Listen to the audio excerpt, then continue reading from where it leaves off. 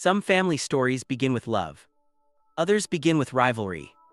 And the story of Jacob and Esau, twin brothers whose bond was tested from birth, had both. They were the sons of Isaac and Rebekah, a family chosen by God yet marked by division. Even before they entered the world, they were already struggling against each other. But what began in conflict would one day end in forgiveness, a powerful reminder that even the deepest wounds can be healed when love returns. Before their birth, Rebekah could feel the struggle inside her and went to God asking, "Why is this happening to me?" And God answered, "Two nations are in your womb, the older will serve the younger."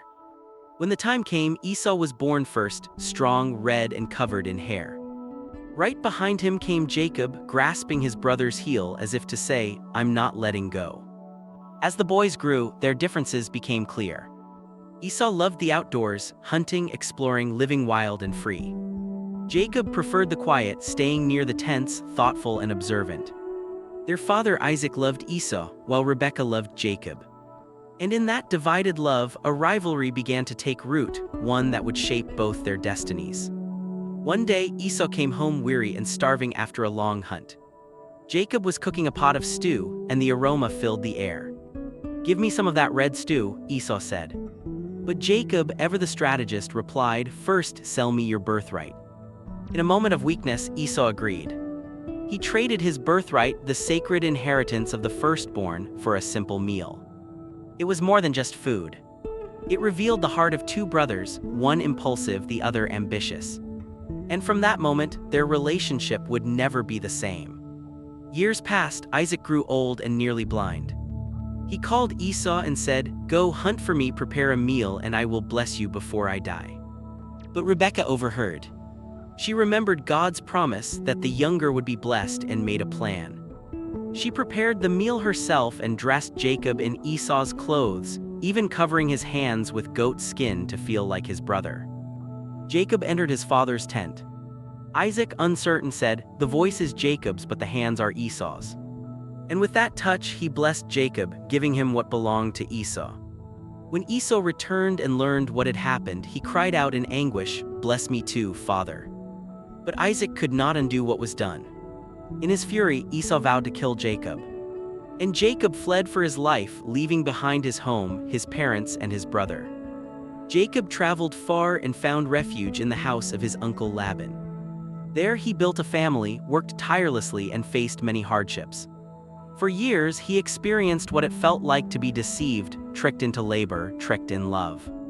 The man who once outsmarted others now learned humility through struggle.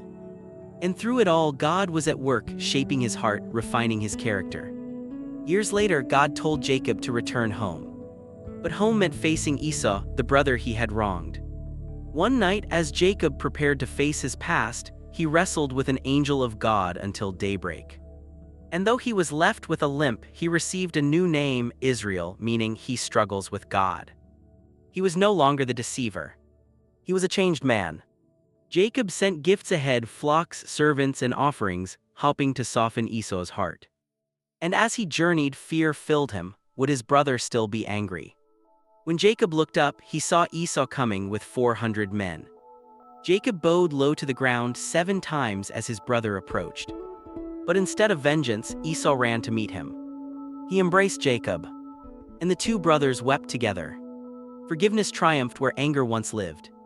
The years of distance and pain melted away in one powerful moment of mercy. The story of Jacob and Esau reminds us that reconciliation is possible, even after years of hurt and misunderstanding. Forgiveness doesn't erase the past, but it opens the door to healing. It takes courage to bow first. It takes humility to let go. And it takes love to forgive. When we choose forgiveness, we become part of something greater, a peace that only God can bring.